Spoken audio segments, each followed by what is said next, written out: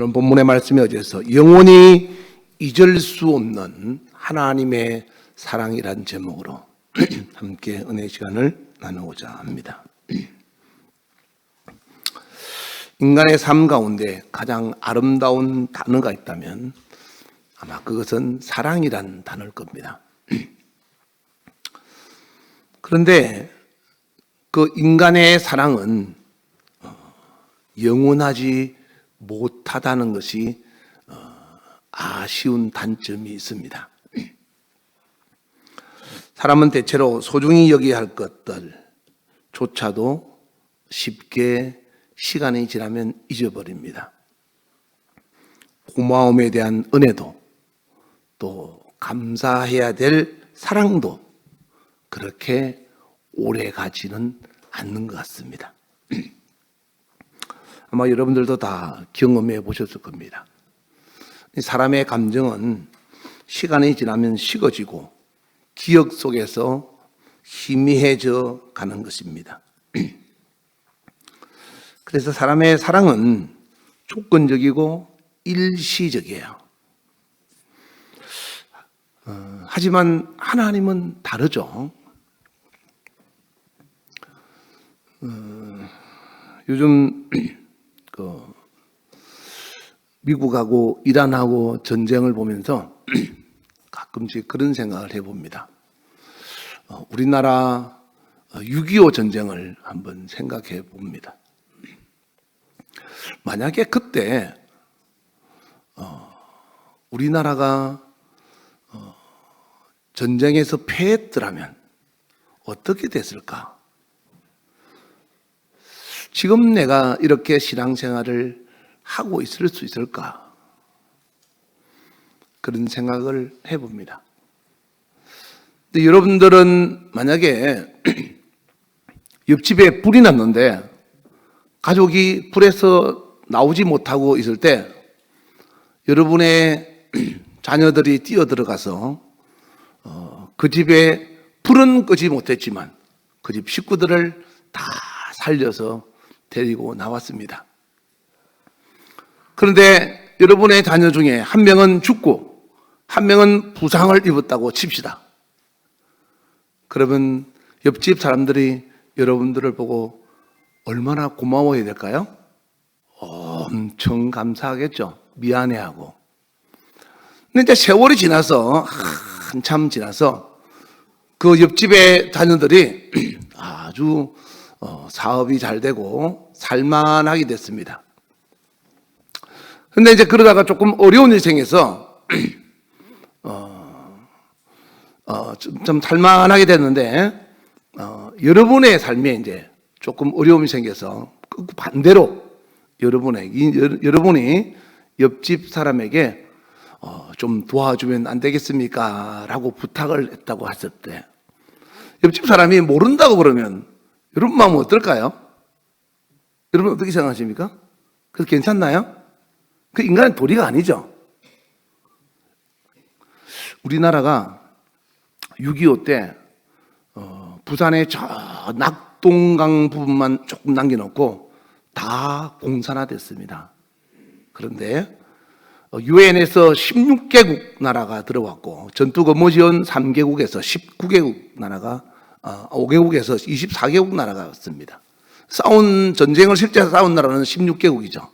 그 중에서 미군이 제일 많이 참전했습니다.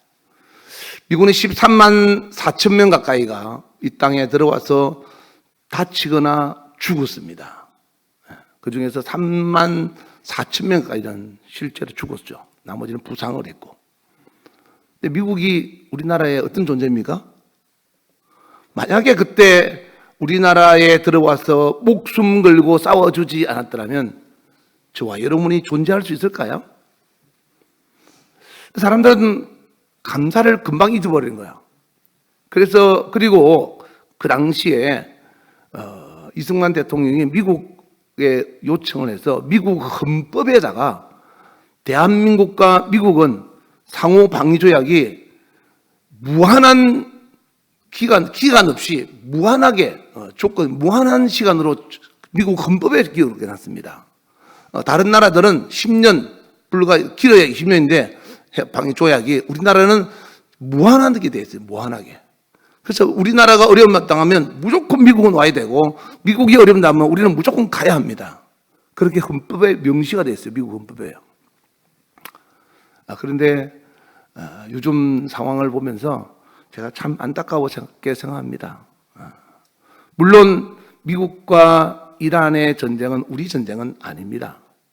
그런데 여러분들은 대한민국 국민으로서 바로 아셔야 됩니다. 호르무즈 해협이라는 것은 페르시아만에서 만든 석유를 생산한 석유를 이란과 아라비아만 그 사이에 이렇게 바닷길을 따라서 세계로 나가는 길입니다. 그 길은 좁습니다. 넓이가 불과 한 39km 정도밖에 되지 않고요. 거기에 세계 원유의 약 30%가 그 백길을 따라서 나옵니다. 지금 우리나라 배가 거기에 26척이 매여 있고 우리나라 사람 183명이 거기에 묶여 있습니다. 미국에서 도와달라고 하지 않아도 대한민국 국민이라면, 국민이 거기에 갇혀 있다면 대한민국 군인은 가서 그들을 데리고 나와야 합니다. 26척의 배와 183명이 묶여서 나오지 못하고 있습니다. 저는 그렇게 생각합니다.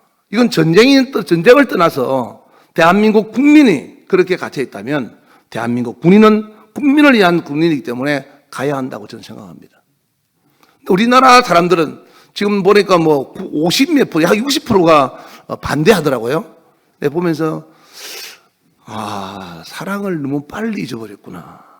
고마움을 너무 빨리 망각하고 있다. 참 안타까운 일입니다.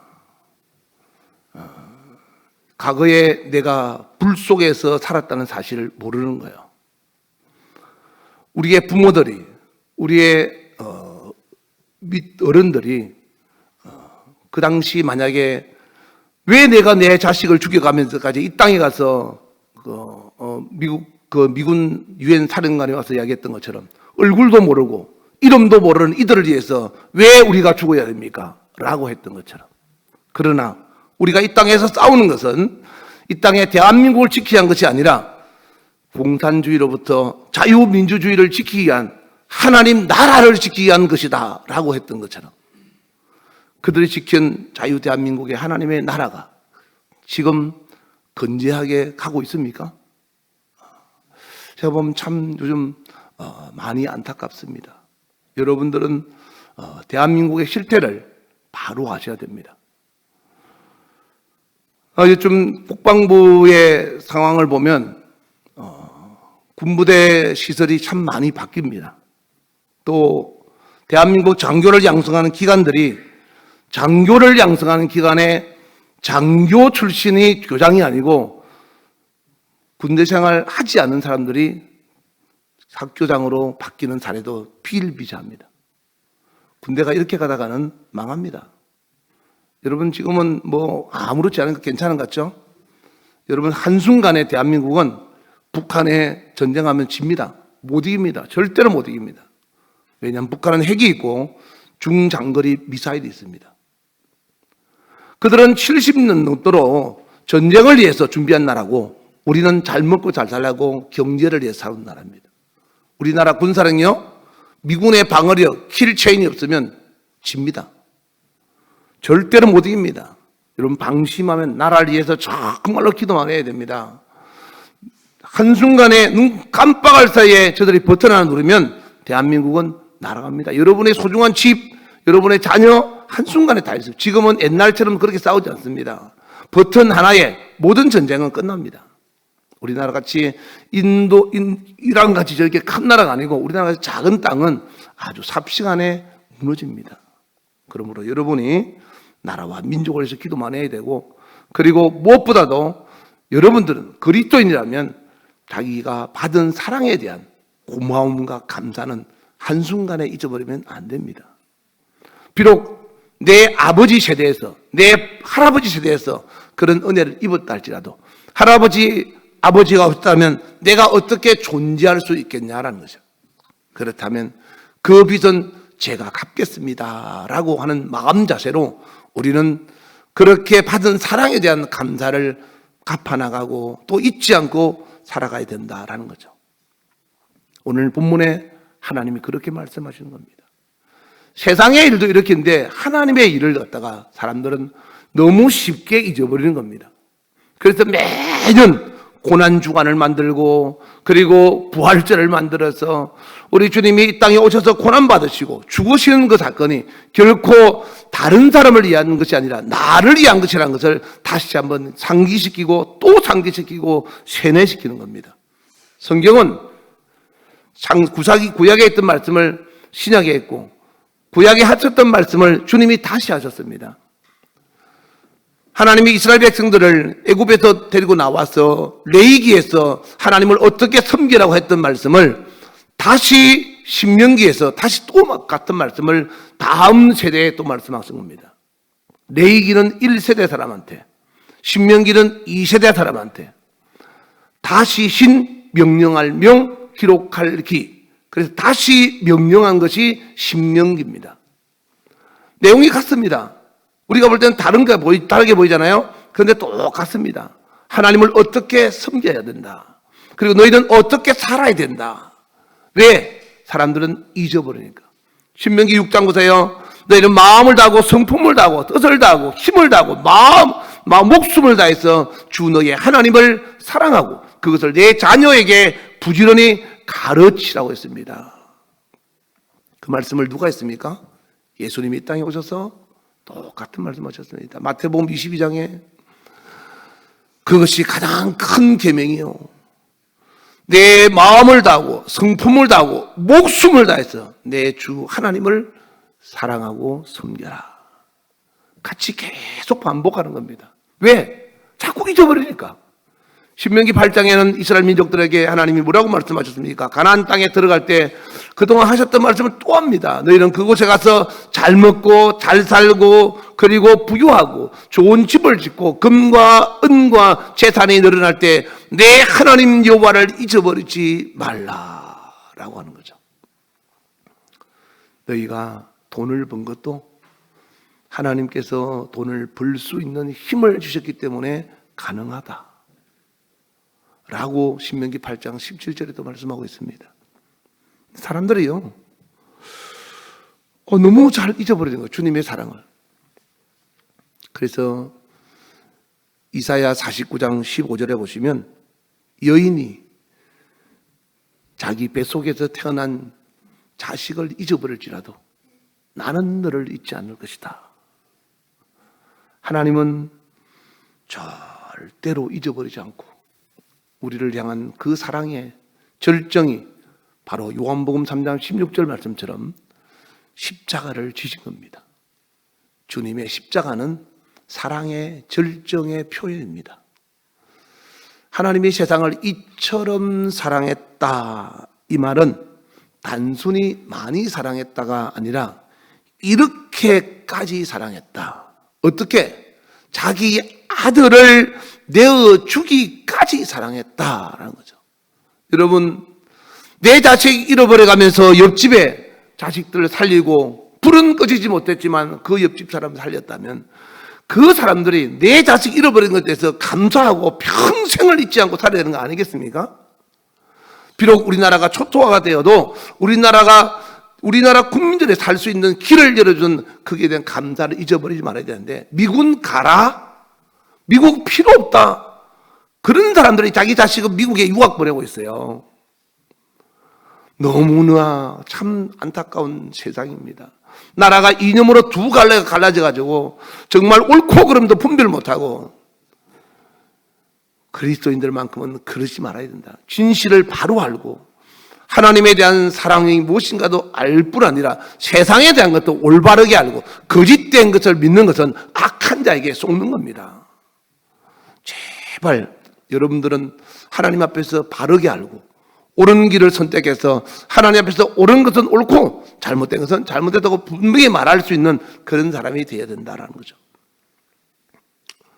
누가 자기 자식을 남 대신 죽게 할 수 있는 사람이 어디 있습니까?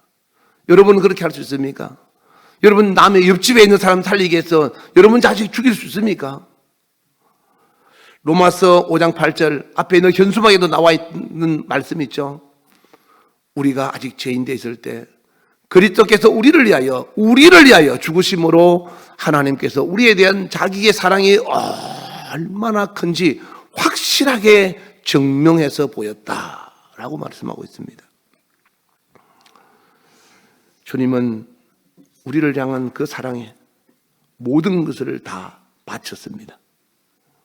그런데 우리들은 주님을 사랑하냐고 물어보면 여러분한테 제가 여러분 예수님 사랑하십니까? 그러면 아마 여러분 그렇습니다 라고 말할 겁니다. 그런데 만약에 한번 여러분 옆에 있는 사람한테 지금 여러분이 주님을 사랑하는 것처럼 실제로 사랑을 그렇게 한다면 옆 사람이 여러분을 보고 당신은 나를 참 사랑합니다, 그렇게 느껴집니다 라고 말할 수 있을지 한번 여러분 스스로가 곰곰이 점검해 보시기 바랍니다. 가령 주님과 대화하기 싫어서 기도하기 싫은 사람이 옆 사람하고 내가 사랑한다고 하는 사람한테 나하고 이야기 좀 하자, 나 너하고 말하기 싫어, 사랑한다고 말할 수 있을까요? 그 사람한테? 기도하기 싫은 사람은 사랑하는 사람과 대화하기 싫다는 겁니다. 사랑하는 사람이 쓴 편지 읽기 싫어서 그냥 구석에 버려둔다면 그건 하나님 말씀 보기 싫은 거와 뭐가 다르겠습니까? 여러분, 사랑하는 사람이 배가 고프다는데 밥 한 끼 사주는 거, 그리고 사랑하는 사람이 힘들다고 하는데 그 사람 필요한 거 하나 준비해 주는 거, 나 아까워서 내 돈이 없어, 아까워서 못하겠어, 그런 사람이 하나님 앞에 인색한 거와 뭐가 차이가 있습니까? 여러분, 헌금은 교회다 합니까? 교회다 헌금하는 사람은 헌금 안 해도 됩니다. 헌금은 하나님께 사랑의 표현을 드리는 겁니다. 하나님께 드리는 겁니다. 제가 그저께 가니까 여비하라고 저한테 누가 돈을 주더라고요. 그래서 제가 그러고 난 다음에 그 다음에 예배를 가는 곳이 있었어요. 근데 그 교회는 굉장히 큽니다. 그래서 제가 호주머니에 돈을 딱 넣어서 이렇게 큰 교회 헌금해야 되나? 헌금해야 될까요? 우리보다 큰 교회도 몇 10배, 몇 100배 이상 클 텐데 아마 100배 정도는 모르겠다만 그 정도 그렇게 되는데, 근데 내가 헌금을 교회다 하는 것이 아니고 하나님께 드리는 건데 인색하면 드리면 되겠는가? 아까 나에게 준 돈이 있으니까 제일 큰 돈으로 제일 많이 하나님께 드리자. 그러니까 마음이 엄청 편하더라고요. 헌금은 그런 겁니다. 헌금은 교회다 드리는 것이 아니고 하나님께 드리는 겁니다. 사랑하는 예수님께 드리는 거예요. 여러분이 주님과 대화하기 싫어서 기도하기 싫은 것은 바로 내 사랑하는 사람과 전화 한 통화도 하기 싫다는 것과 같은 거예요. 그런데 우리가 주님을 사랑한다고 하면서 그렇게 하는 삶을 내 사랑하는 사람에게 한다면 그 사람이 나를 보고 그래, 너 나 참 사랑하네, 그렇게 말할 수 있겠냐 이 말이에요. 그리고 주님이 나를 위해서 십자가에 못 박혀 죽으신 그 사랑을 내가 아는 사람이냐 이 말이에요. 여러분, 정말 주님이 나 때문에 죽으시다는 거 믿으십니까? 나를 향한 그 사랑을 여러분 정말 기억하십니까? 그 고마움에 대한 감사를 알고 주님이 원하는 것에 대해서 여러분도 기꺼이 하나님 앞에 여러분 자신을 드릴 수가 있습니까? 신앙생활, 교회에 왔다 갔다 하는 종교생활이 되면 안 됩니다. 신앙생활은 정말로 실제로 주님을 사랑하는 그렇게 인격적인 삶이 되어야 한다라는 거죠. 예수님은 주님을 배신했던 베드로를 찾아가서 3번이나 베드로가 주님을 모른다고 부인하고, 2번째는 맹세하면서 부인했고, 3번째는 저주하면서 부인했던 베드로입니다. 세상에서 같으면 너 같은 인간은 난 보기도 싫다, 아마 그랬을 겁니다. 근데 주님은요, 그 베드로를 갈릴리 바닷가에 찾아가서 물었습니다. 베드로야, 네가 나를 사랑하나? 사랑하는 시몬아, 너 날 사랑하느냐?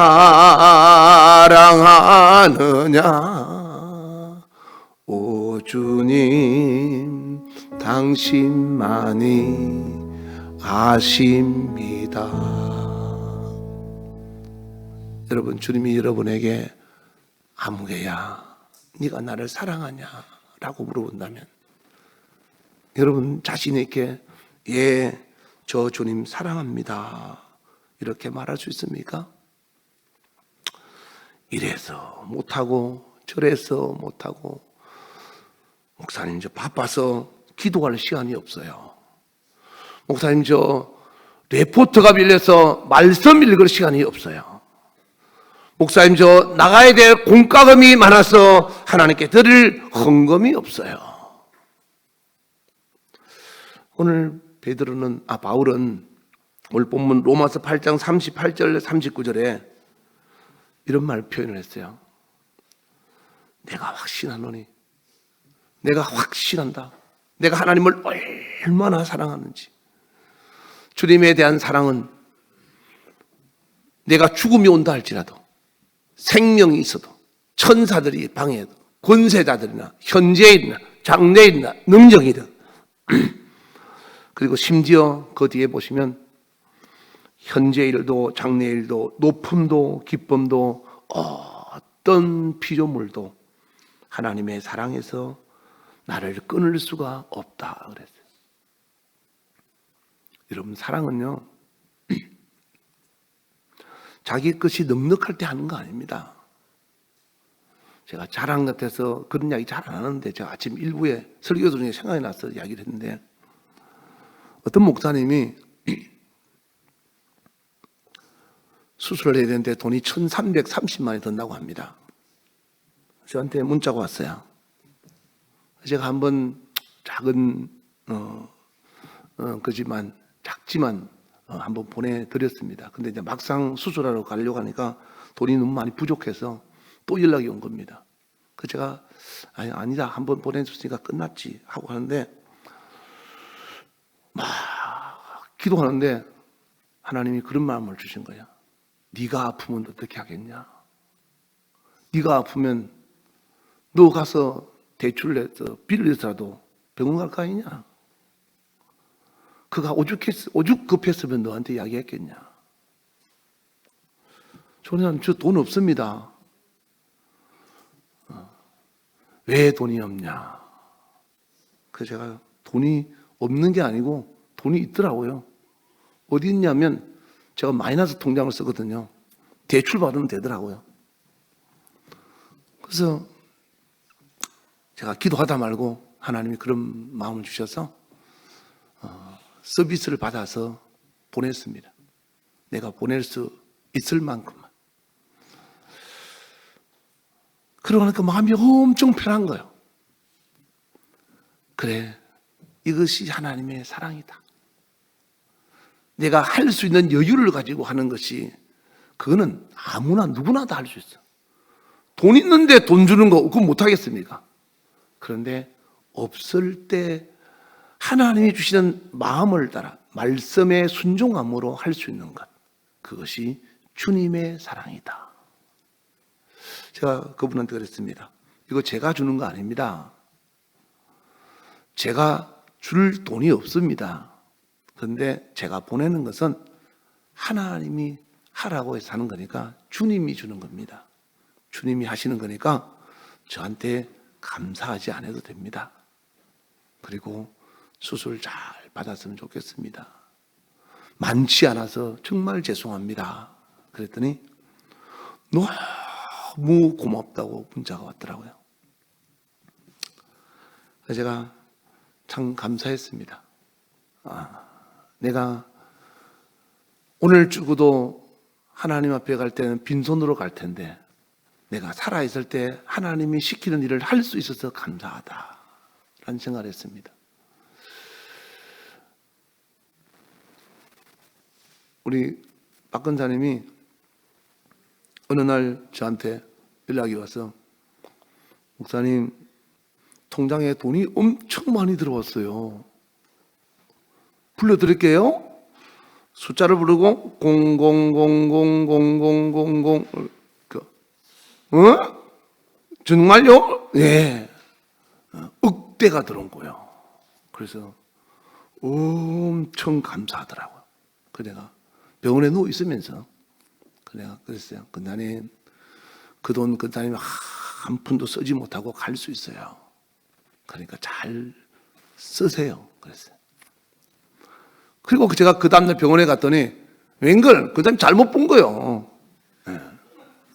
그 돈 아니야. 그래가 아유 근사님, 그러니까 그사님이 아유 내가 정신이 없어요 목사님 그러더라고. 괜찮아요. 그 돈이 있은들 근사님이 그 돈 가지고 지금 여행을 가겠습니까? 좋은 옷을 사 입겠어요? 아무 소용없어요. 중요한 것은 하나님께서 나를 쓰시고자 할 때 하나님 앞에 드려지는 내 삶이 중요한 거니까 무엇을 얼마나 가지고 있느냐 그건 중요하지 않아요. 하나님은 소유를 중요한 것이 아니라 내가 하나님 앞에서 어떻게 살았냐가 중요한 겁니다. 그러니까 건강히 건강도 조심하시고 주님 앞에서 뵐 수 있도록, 주님 얼굴 뵐 수 있도록 마지막까지 믿음 잘 지키시기 바랍니다. 그러니까 알겠습니다 그러더라고요. 어제 금요일 날은 금요 예배 마치고 나니까 그 딸이 지나왔어요. 목사님 왜? 그러니까 병원에서 중환자실에 전화 왔는데 그 중환자실 철저하잖아요. 두 사람 이상 못 들어가. 엊그제 네 사람이 갔는데 저하고 사모하고 딸하고 사이하고 갔는데 네 사람이 갔는데 딸하고 딸하고 사이하고 못 들어갔어요. 그 중환자실에 두 사람 외에는 못 들어간대요. 그리고 두 사람도 한 사람 들어갔다 나오면 한 사람 들어가고 그렇게 해서 교대로 들어갔어요. 그러니까 두 사람 딸하고 사이니까 제발 좀 들어가게 해달라 했더만 안 된대. 그래서 철저하더라고요.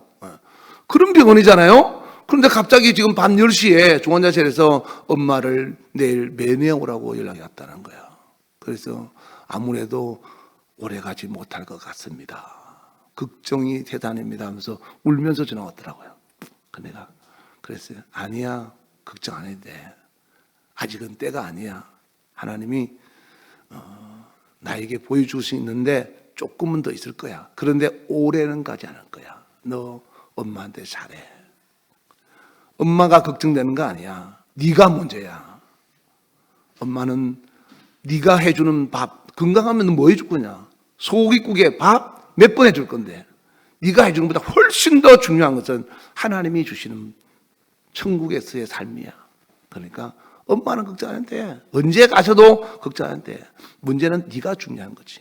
네가 문제야. 내가 그랬어요. 그러니까 목사님 알겠습니다. 죄송합니다. 걱정하지 말고 내일 엄마한테 가봐. 그러니까 갔다 와서 연락했는데 목사님 괜찮아요. 호수 빼고 조금 있으면 일반실로 올라간다고 이야기를 했어요. 그래서 기도해 주신 분께 감사하다고 그렇게 연락 왔더라고요. 그래서 그래. 그런데 엄마가 오래 살 거라고 생각은 하지 마. 하나님 앞에서 엄마 살아계신 날 동안 엄마한테 잘해라. 그것이 네가 할 수 있는 최선의 길이야. 엄마가 보는 데서 네가 하나님을 엄마의 마지막 소원인 천국 갈 수 있는 길에 하나님 앞에 나가는 그 모습이 최고의 효도라는 거 잊지 마. 소고기국 100그릇 끓여준 것보다 훨씬 더 낫다. 그러니까 알겠습니다 그러더라고. 여러분 최고의 사랑은 뭐겠습니까? 예수님이 자신을 희생해서 십자가에 못 박혀 죽으시는 그 일은 우리를 살리기 위한 그런 희생의 사랑의 표현입니다. 그러면 우리가 해야 될 게 뭐겠습니까? 우리는 예수님을 사랑하는 가장 중요한 것은 주님이 날 살리기 위해서 노력하셨으니까 내가 주님 앞에서 사는 겁니다. 어떻게? 주님이 하라는 건 하고 하지 말라는 건 안 하고 주님 앞에서 늘 살아가는 그런 믿음의 삶이 나를 살리는 것이 주님을 사랑하는 최고의 표현이라는 거죠. 그래서 이사야 59장에 보면 10절인가 보면 내 영혼이 내가 내 수고한 것이, 내 영혼이 사는 것을 보고 만족하게 여긴다 그랬어요. 예수님의 만족함은 저와 여러분이 이 땅에서 죽지 않고 천국에 영원히 함께 사는 것이 최고의 만족감이고 최고의 기쁨인 겁니다. 그전 책에 한 거 나왔어요. 회개하고 재림 예수를 영접하라. 그리고 편지가 한 통 왔어요. 사랑하는 목사님, 목회하시느라 수고 많으십니다. 예수 그리스도를 영접하고 그리스도 예수 안에서 편지를 거창하게 잘 썼어요. 내용이 좋아요. 그래서 쭉 읽어봤더니 마지막에 보니까 목사님도 저희와 같이 이런 데 들어와서 같이 갔으면 좋겠습니다. 그래서 그게 뭔 내용인가 하면 재림 예수를 믿고 같이 예수 그리스도를 영접하는 그런 천국에서의 삶이 되었으면 좋겠습니다. 그러더라고. 재림 예수가 누구냐 했더니 가로로 치놓고 구인회라고 써놨더라고요. 구인회. 1941년 저 경상북도에서 태어나가지고 고난의 세월을 받다가 꿈속에서 네가 재림 예수다. 그래서 재림 예수가 된 사람. 그 사람이 하나님인 거예요. 그리고 1976년도 1월 30일인가 서대문 교도소에서 운명하셨습니다. 그래서 하더라고. 아니 재림 예수가 왜 죽어? 그 예수를 믿으십시오. 그러더라고. 그래서 내가 가만히 보니까 신천지야.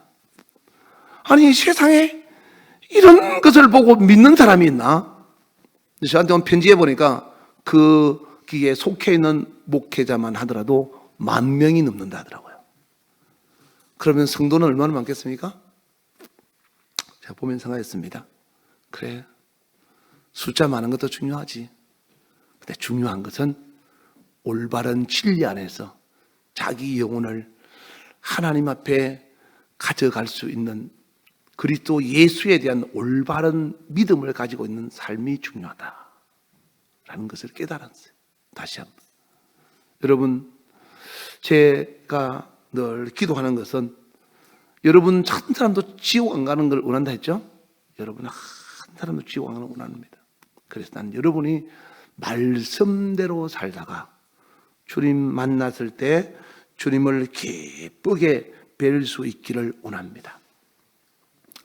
여러분 만약에 제가 여기에 한 1,000만 원 주면 50년 더 살 수 있는 약이 하나 있다면 여러분 살 사람 손 들어보라면 아마 몇 사람 있겠죠?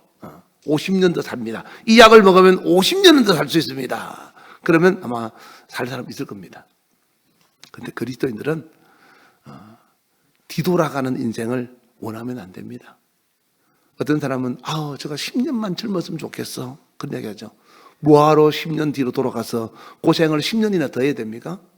세상 사는 것은 고생길입니다. 하나님을 만나는 것은 영원한 안식입니다. 내가 70년, 80년 살았다. 이제 주님 만날 날이 가까웠는데 뭐하러 다시 뒤돌아가서 젊어져서 다시 인생의 고생을 해야 되냐 이 말이에요. 주님 감사합니다. 이제 주님 만날 날이 가까웠습니다. 그러므로 여러분의 삶이 항상 하나님 앞에서 정직하고 진실하고 거짓 없는 예수 그리스도를 향한 믿음의 삶이 되어야 합니다. 그리고 주님이 하신 말씀에 귀를 기울이고 그 목소리 앞에 자기를 복종시켜서 주님이 무엇을 원하든 간에 그 목소리를 내가 기쁘게 나를 살리게 한 사랑의 목소리를 들어야 순종할 수가 있다라는 거죠. 주님이 나를 위해서 목숨까지 버리면서까지 사랑하시고 살려주셨는데 그래서 내가 지금 살았는데 제가 그제 우리 박 군사님 찾아가서 그런 이야기 했습니다. 군사님은 옛날에 제가 목회 처음 시작할 때 아주대 병원에 있을 때 가보니까 의사가 살지 못한다고 호수를 혼자 끼어가지고 죽어야 될 사람이었어요. 그때 의사가 못 산다 그랬어요. 제가 기도하면서 하나님이 기적을 베푸시면 살아날 수 있습니다. 기도합시다. 그리고 한참을 기도하고 그리고 안수를 해주고 나오면서 근사님 안 죽어요. 그때는 권사님이 아니었죠. 집사였죠. 안 죽어요. 걱정하지 말아요. 그러면서 하니까 눈만 끔뻑끔뻑했어요. 그리고 살았어요. 그리고 그제 가서 그랬어요. 그때도 살았는데 그것보다는 이건 아무것도 아니잖아. 그러니까 조금만 참고 견디세요. 그리고 덤으로 살았잖아. 그때 이미 죽어서야 될 사람이 덤으로 살았으니까 이제 살 만큼 많이 살았었잖아요. 근데 대놓고 이야기했어요. 권사님 살 만큼 사셨어요. 얼마나 감사해. 하나님이 더 살려주면 다 감사하고 데려가도 감사하니까 지금 권사님 해야 될 것은 예수 그리스도가 나의 구세주요 나의 하나님이요 주님 나를 불쌍히 여기시고 내가 이 땅을 떠나도 내 영혼을 주님께 부탁합니다. 이렇게 기도하라고 그랬어요. 몸부림치면서 살려고 아웅다웅하면서 그렇게 하지 마라 이 말. 하나님께 모든 것을 맡겨라. 여러분 그렇게 살고 싶습니까? 성경은 오래 사는 걸 말하지 않습니다. 오래 사는 것보다 여러분이 어떻게 살았냐를 훨씬 더 강조합니다. 그러므로 여러분이 살아가면서 막 오래 사는 것보다 더 중요한 것이 주님을 내가 어떻게 살다가 만나야 될 것인가를 잘 생각해서 우리 주님 앞에서 날마다 내가 그 주님을 뵐 수 있는 시간이 얼마나 남았는지를 잘 생각하고 항상 주님 앞에서 살아가고 있다는 사실을 잊어버리지 말라 이 말이에요. 그리고 그 주님 앞에서 주님이 원하는 삶이 무엇인가를 잘 선택해서 세상에 나가서 비록 살아가지만 여러분은 하나님이 기뻐하지 않는 것을 거절할 줄 아는 선택의 고난이 여러분에게 있으므로 여러분은 하나님이 기뻐하지 않는 것은 포기할 줄 알고 하나님이 기뻐하시는 것을 선택할 줄 아는 거룩함을 잃지 않는 믿음의 삶을 살아야 된다. 사람한테 인정받으려고 하지 말고 사람한테 도움 받으려고 하지 말고. 저도 처음 목회 시작하면서요 참 아픈 일 많았고 힘든 일 많았습니다. 아마 함께 했던 사람들은 알 겁니다.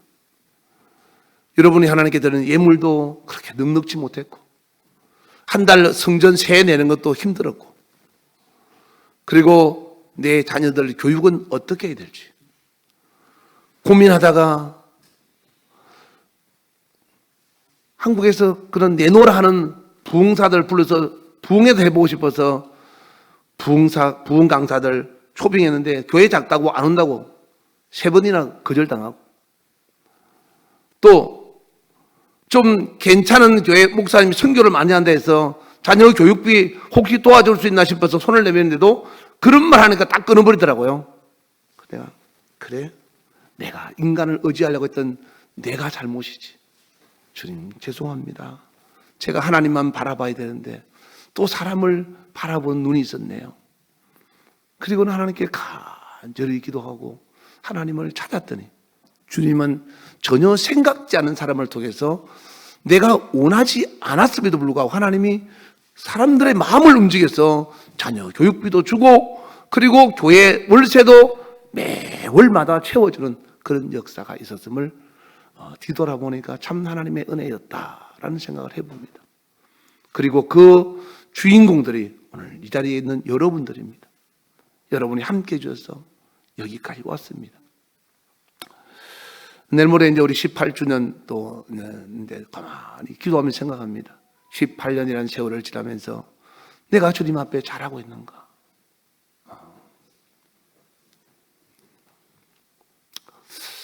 참 죄송하고 부끄럽고 하나님 앞에 미안한 마음이 들었습니다.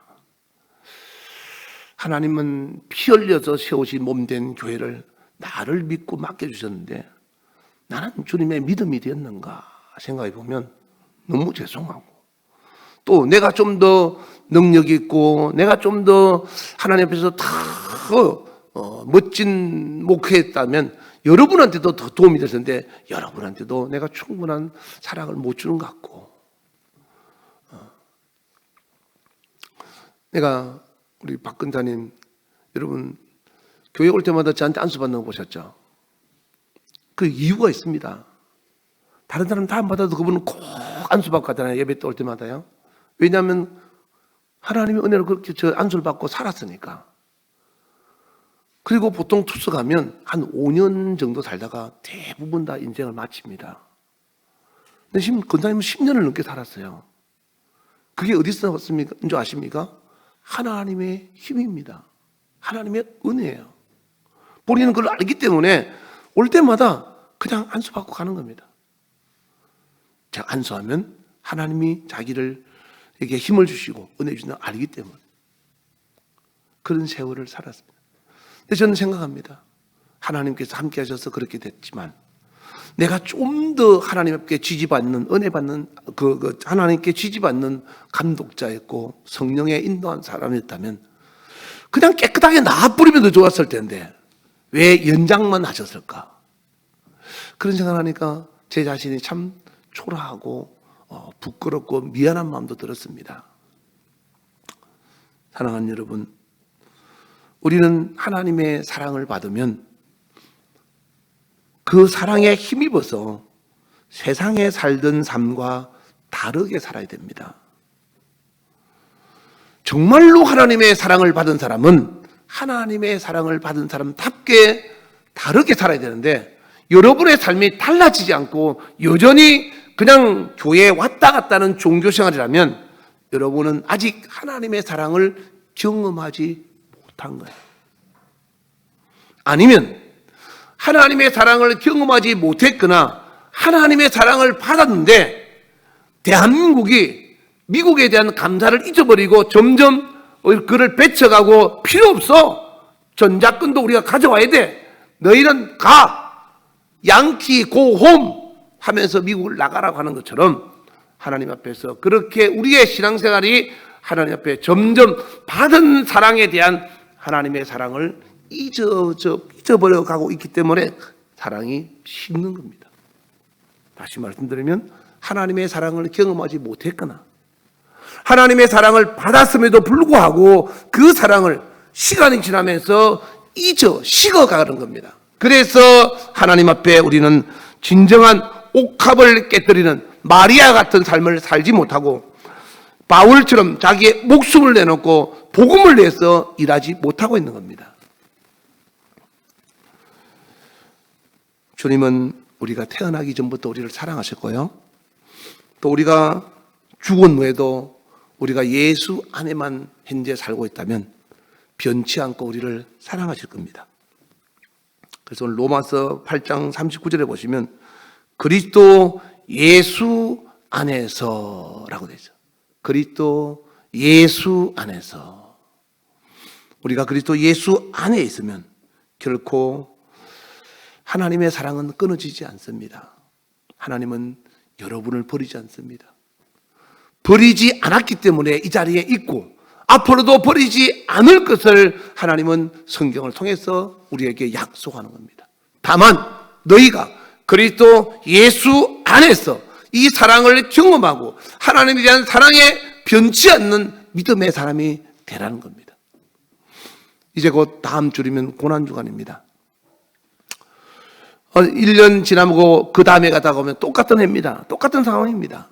근데 왜 매년 이런 상황을 통해서 우리는 이런 고난주간, 이런 부활절을 기념해야 되느냐 하면은 하나님께서 날 위해서 행하신 그 일을 다시 한번 상기하고 기억하는 겁니다. 그래서 받은 사랑에 대해서 여러분들이 깨달으는 겁니다. 잊어져 가고 있던 내 삶이 이런 기념일을 통해서 다시 한번 상기하고 그리고 하나님의 사랑에 내가 순종하고 그 사랑을 표현할 줄 아는 사람이 되라는 겁니다. 바울은 자기의 목숨의 이태로움도 그리고 힘들고 아픈 것도 마다하지 않았습니다.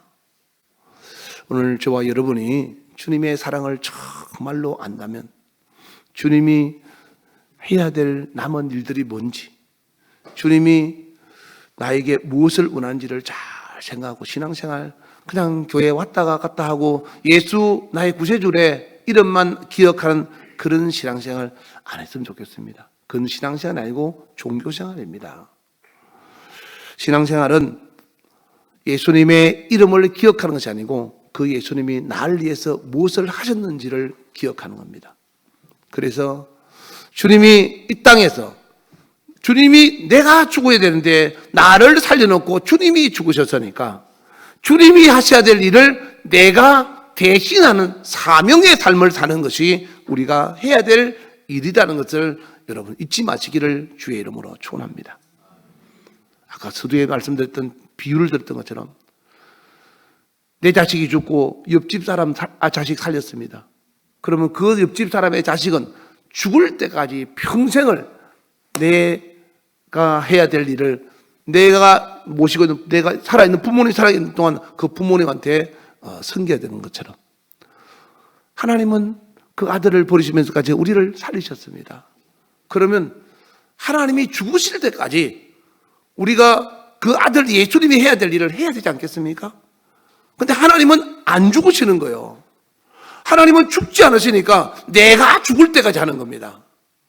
내가 죽을 때까지 주님 앞에서 주를 위해서 사는 거예요. 그것이 하나님에 대한 사랑의 표현이다라는 거죠. 배은망덕한 사람 되지 맙시다.